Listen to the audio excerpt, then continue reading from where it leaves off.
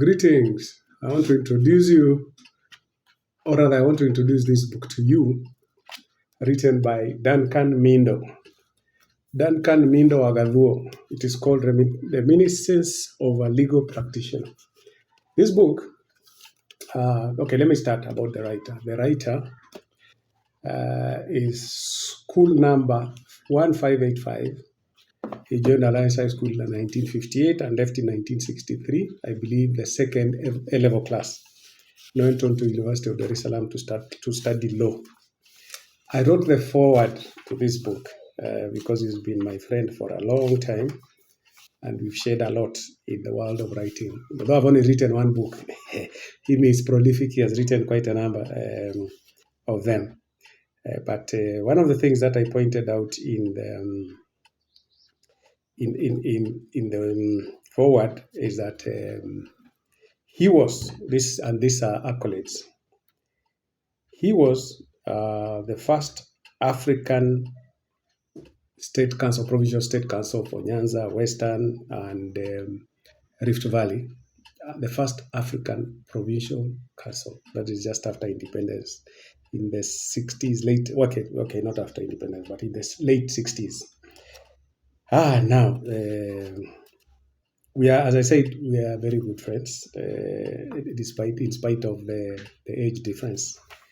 So this book basically is a peek into what has been going on in the Kenyan society, where we are now and where we started, and he points out a number of things that went wrong, that were done wrong.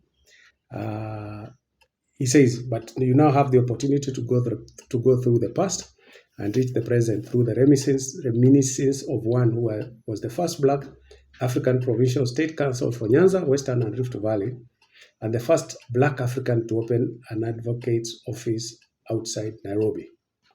This is how you will become privy to political dealings that shape Kenya's post-independence history around the time when our nation's power base temporarily shifted from Nairobi to State House Nakuru, as politics and the civil service fused beyond recognition, like it is now. So it is not a new thing. It started a long time ago. This book, I have 5 copies now, which are going for 3,000 Kenya shillings. I will be able to deliver it within Nairobi or Mombasa, or let's just put it that way. I'll be able to arrange delivery for you throughout Kenya, most parts of Kenya. So for 3,000 shillings, send me the money. If you have my number, you don't have it, just inbox me. I'll give you my number and I'll have it with you in the next very short while. Although I have only 5 copies, there are other 4 copies at Nuria Bookshop, but I have access to the writer and can get as many of them as possible. This is a book for those who are interested in learning where we are today, where we started, and what went wrong. This is the book to read. Then it will probably help you, because the usual saying, and that if you don't know where you're coming from, you never know where you're going.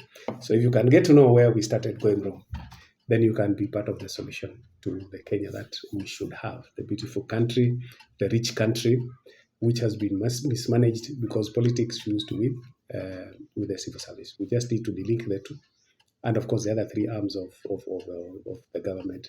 The interference in the executive, in parliament, and in the judiciary is unprecedented. But it's not the first time. That's what Duncan Mindo is telling you.